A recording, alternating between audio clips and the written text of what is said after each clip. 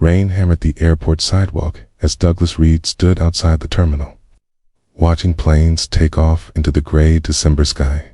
At 39, he'd built a software empire worth billions, but tonight he felt hollow. Another Christmas alone. Another year without family. He was about to call his driver when he heard crying.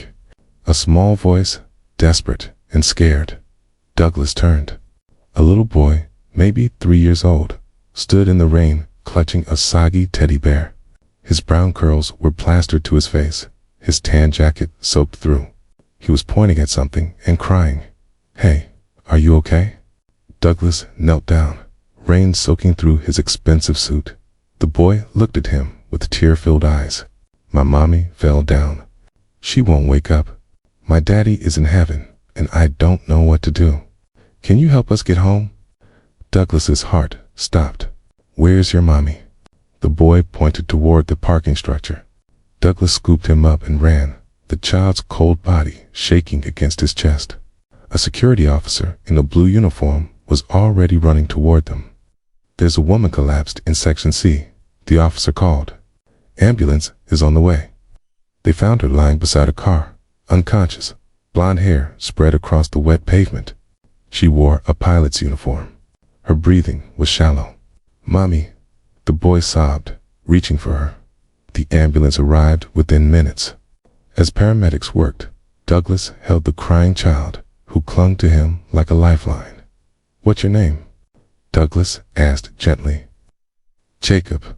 My mommy is Emily. She's a pilot, but she's been sick. She said we just had to get home and she'd be okay. But she fell down." At the hospital, Douglas stayed. He had nowhere else to be, and Jacob wouldn't let go of his hand. Hours later, a doctor emerged. "Your wife has pneumonia, severe. She's been fighting it for days, trying to power through. She collapsed from exhaustion and fever.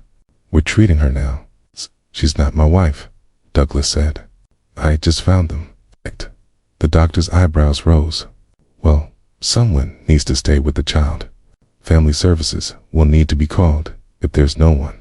"I'll stay," Douglas heard himself say. Over the next 2 days, Douglas learned their story. Emily was a single mother, a commercial pilot.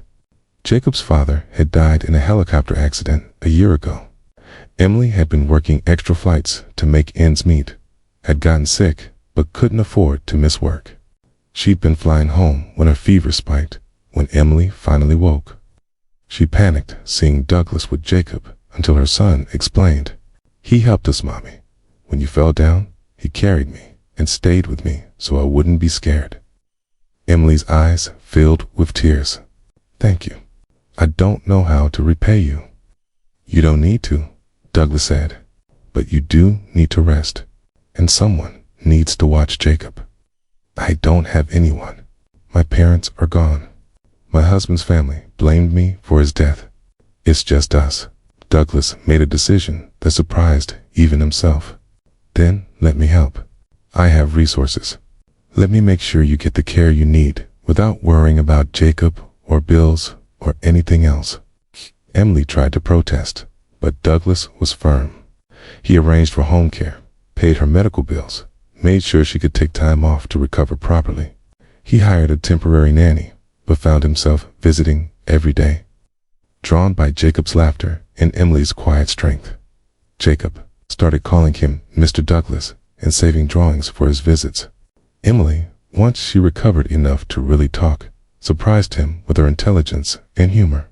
She'd built a career in a male-dominated field, had survived loss, had kept going for her son. "Why are you doing this?" she asked one evening as they watched Jacob play. "You don't even know us, 'cause your son asked me for help when I had nothing else to live for," Douglas said honestly.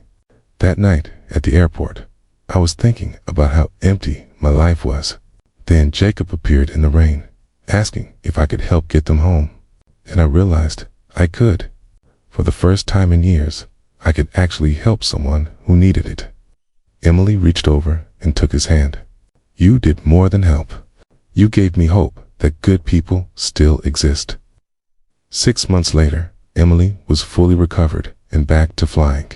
but Douglas had become part of their lives in ways none of them expected. Sunday dinners, bedtime stories, school pickups when Emily was flying. One evening, as Douglas read Jacob a bedtime story, the boy looked up at him seriously. "Mr. Douglas, my daddy is in heaven, but I think he sent you to help us. Do you think you could stay? Not just visit. Stay for real." Douglas looked at Emily, who stood in the doorway with tears in her eyes. "I would like that very much," he said.